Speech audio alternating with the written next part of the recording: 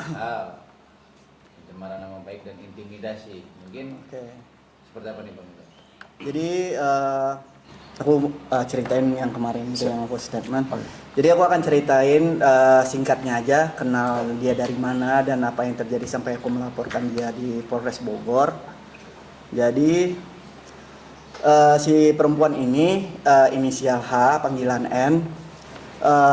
Itu tuh sebenarnya bukan teman kita, tapi dia pacar dari teman aku. Terus kenalnya di sana, dan di sanalah dia menawarkan investasi dengan iming-iming yang menjanjikan profit besar 20% sampai 25% per bulan. Siapa sih yang nggak tergiur dan tidak terpikirkan selama itu ada cuan, apalagi aku sekarang ada keluarga, untuk istri, untuk calon anak aku percaya. Terus 22 November 2025 itu pertama kali aku transfer pengadaan kepiting dengan modal 20 juta itu ke rekening dia. Karena di sini di kontrak hanya ada nama aku dan dia. Dia ini si pelapor, maaf saya potong. Ya, si perempuan, si inisial H. Terus selama berjalannya itu 21 Januari 2026 dia minta dan mengiming-imingkan modal 150 juta untuk counter HP. Itu ada chatnya. Dia terus ayo bang investasi di counter HP gitu. Aku sempat berantem sama istri aku, kenapa kita nggak bikin online aja, kenapa harus ada counter HP. Di sini juga ada chatnya.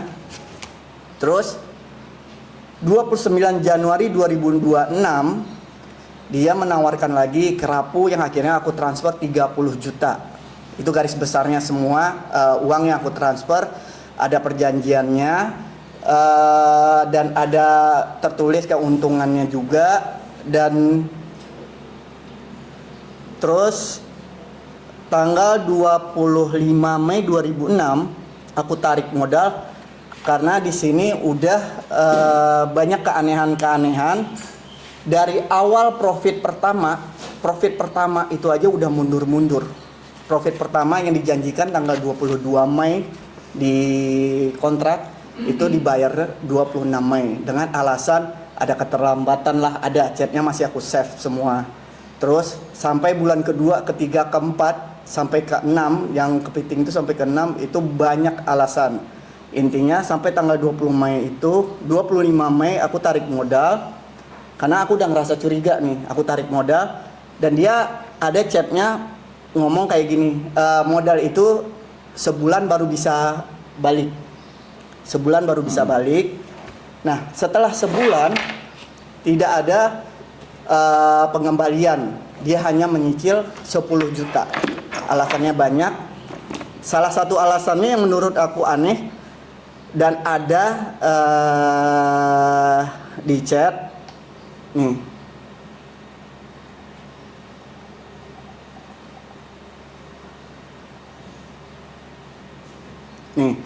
dia bahkan boleh ditunjukin.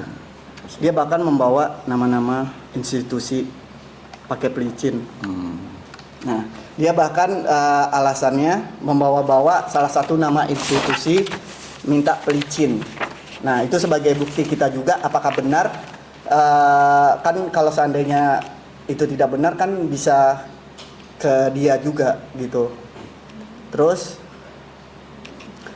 akhirnya 18 Juli aku ngelaporin karena nggak ada etikat baik sama sekali dan cuma hanya omongan entar sok, bentar besok, nggak ada sama sekali. Sampai aku menawarkan untuk ngobrol secara musyawarah. Kita minta penengah bantuan polisi. Waktu itu aku ingin ngobrol di Polda, tapi dia doang nge-okein, tapi dia nggak datang. Terus, nah,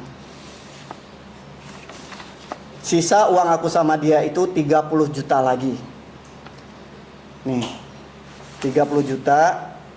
Dan kemarin aku sempat lihat statement dia yang dia bilang aku ngeintimidasi. Sekarang yang aku minta itu kan uang aku ya, uang bukan pinjam. di kontrak juga tertulis kerugian itu ditanggung oleh pihak kedua. Pihak kedua itu adalah dia. Sedangkan kemarin dia ngomong di kontrak itu tidak ada tanggung jawab dia. Nah, terus dan memang aku pernah nge-story tapi itu close friend karena aku mau kayak ini orang kayak nyepelein, kayak nggak takut hukum. Aku sempat ngomong, aku aduin lo kamu kayak gitu kan. Tapi nggak ada itikat baik sama dia. Akhirnya aku ngelapor ke Polres Bogor dan sudah ada LP-nya, kita megang LP-nya. Terus kalau dia bilang aku nge-intimidasi dia, nge-neror anaknya, sosmed anaknya aja aku nggak tahu, nomor telepon anaknya aja aku nggak tahu. Makanya aku mau diskusi sama Mas Dedi, lawyer aku, apakah perlu kita melaporkan mengefitnah aku kalau aku ngeintimidasi keluarganya, padahal sedangkan yang aku kirim somasi. Kita udah ngirim somasi juga sebelum aku ngelaporin, kita udah ngirim somasi juga. Nah, itu poin-poin yang aku catat. Nah, dan kenapa aku memang nge-storyin dia, karena ternyata korbannya itu nggak cuman aku doang. Kebetulan pacarnya ini, manajer aku, kena juga hampir dengan kasus yang sama seperti aku. Dan Andrew Andika, artis, itu sempat menanam modal juga, berinvestasi sama dia, tapi bukan kepiting dan kerapu. Sampai saat ini yang Andrew-nya udah lunas, itu sempat pernah di-storyin juga dianya. Yang istrinya Andrew itu uangnya masih ada sama si perempuan ini, dan dia menjanjikan untuk menyicil. Jadi, dan pas aku story masalah ini ke sosmed, banyak teman-teman aku yang ngomong,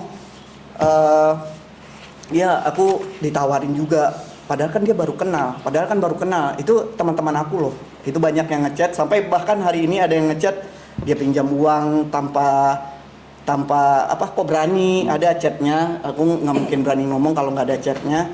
Beberapa teman aku yang baru kenal, dia langsung menawarkan itu semua. Oke.